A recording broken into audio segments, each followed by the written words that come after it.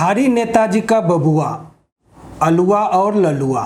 नमस्कार, मैं उमाशंकर सिंह। नया निजाम के इस अंक में मैं आपके लिए लेकर आया हूं बिहारी नेताजी का बबुआ, अलुआ और ललुआ, जिसके गर्भ में है बिहारी नेताजी के बच्चे, जो कहने को तो पढ़े लिखे हैं, पर सच क्या है वो आज मैं बताऊंगा। और बताऊंगा कि ये लोग खुद को पढ़े लिखे और सभ्य दिखने मात्र के लिए क्या क्या हथियार अपनाते हैं। वैसे बिहारी खबर किसी के पारिवारिक मामले में दखल नहीं देता है, पर आज हम खुद को रोक ही नहीं सके, क्योंकि इस मामले में पहला उंगली माननीय मुख्यमंत्री नीतीश कुमार जी ने अपने वर्चुअल रैली में ऐश्वर्या का चर्चा कर दिया था। बिहारी खबर तो मात्र उनके उंगली का विस्तार दे रहा है। सबसे पहले आपको बता दूं कि मैं नेताजी के बच्चों के लिए अलुआ और ललुआ शब्द का यूज क्यों किया है। अलुआ का मतलब आलू, अपना सब्जी वाला, जी, आपके सेहत के लिए हर सब्जी में फिट बैठने वाला और हर मौसम में पाया जाने वाला, जिसको आप छोड़ना भी चाहते हैं और अपने ज़िंदगी से भगाना भी चाहते हैं, पर बहुत सारे कारणों के कारण भगा भी नहीं पाते हैं। कुछ ऐसे ही संबंधों की स्थिति नेताजी के बच्चों और आपके साथ होता है। अब बात आता है ललुआ शब्द की। मेरे नज़र में ललुआ का मतलब है पावरफुल होकर सरकारी संपदा की लूट करने वाला, वो भी आपके कंधे पर बंदूक रखकर। याद रहे, आपके बच्चे पढ़े ना पढ़े इसका परवाह कभी भी बिहार के नेताजी नहीं करते। आप जितने अनपढ़ होंगे उतने ही कट्टर बोटर होंगे। इन नेताजी की यही सोच है। पर अगर आप गलती से अपना पेट काट कर पढ़ लिख भी गए तो ये उल्लू किनको बनाएंगे, इसका डर इनको सदा सताता रहता है। पर इसके बिल्कुल उलट अपने बच्चों के बारे में ये सोचते हैं।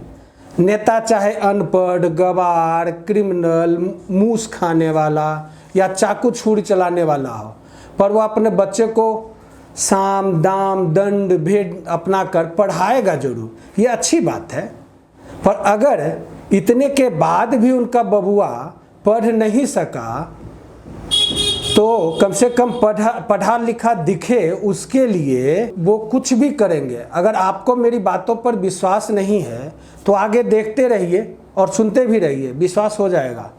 सबसे पहले आते हैं जेबी जी का संरक्षक आसवान पासवान जी के बच्चों पर, जो आजकल इलेक्शन के समय में बिहार फर्स्ट और बिहारी फर्स्ट कहकर घूम रहा है। तीर पर ही तीर चलाकर अपना झोपड़ी रोशन करना चाह रहा है। इन महाशय को यहाँ तक लाने के लिए इनके बाबूजी इनका पढ़ाई में असफल होने पर खुद के ही घर का पैसा फूंक कर माया नगरी के माध्यम से पब्लिक के बीच लाकर सफलता दिलवाया था। अब आते हैं आरा मालिक चारा मालिक के अनगिनत बच्चों पर।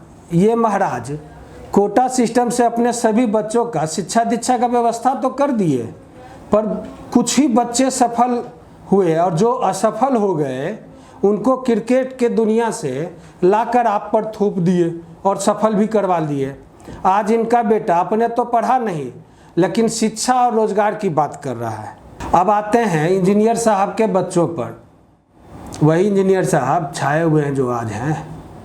ये भी महाराज अपने कोटा सिस्टम से अपने बच्चे को बीआईटी मिश्रा तो भेज दिए, वो भी सही समय पर कोर्स पूरा नहीं कर पाया था, ये मुझे पता है। आज 10-15 साल गुजरने के बाद भी कोर्स पूरा कर पाया है, मुझे नहीं पता। आज बरबस इन सब के लिए मुझे एक कविता लिख देना पड़ा, आप भी सुनिए, जिसका शीर्षक है नहीं चलेगी वहाँ पैरवी।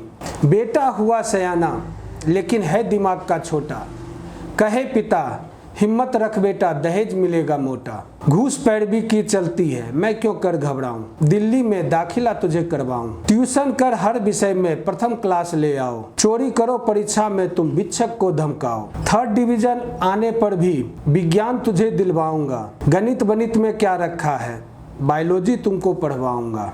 नाम डॉक्टरी में लिखवा लो डोनेशन के बल पर, मार्क्स टेबलेटिंग करके नंबर अधिकाधिक लो छल से। डॉक्टर बन जाओगे बेटा यह विश्वास हमारा, पर जनता के बीच चलेगा तिक्रम नहीं तुम्हारा। आखिर हो दिमाग के गोबर, डॉक्टर ब्लैक बनोगे, मलहम लेकर घाव छोड़कर आंखों में रगड़ोगे। कोई आंखें खोकर अंधा पंगु कोई हो जाएगा, खाकर दवा तुम्हारे कोई सीधे स्वर्ग चला जाएगा। जनता लेगी खबर अंत में तुमको मार पड़ेगी, नहीं चलेगी वहाँ पैरवी, बुद्धि काम करेगी। मैंने तो आपको इशारा कर दिया है, समझना ना समझना आप पर निर्भर करता है। अगर समझ गए तो इस बार के इलेक्शन में कुछ कमाल करिए, और नहीं समझ पाए तो चलते रहिए, हम भी आपके साथ ही हैं। नमस्कार।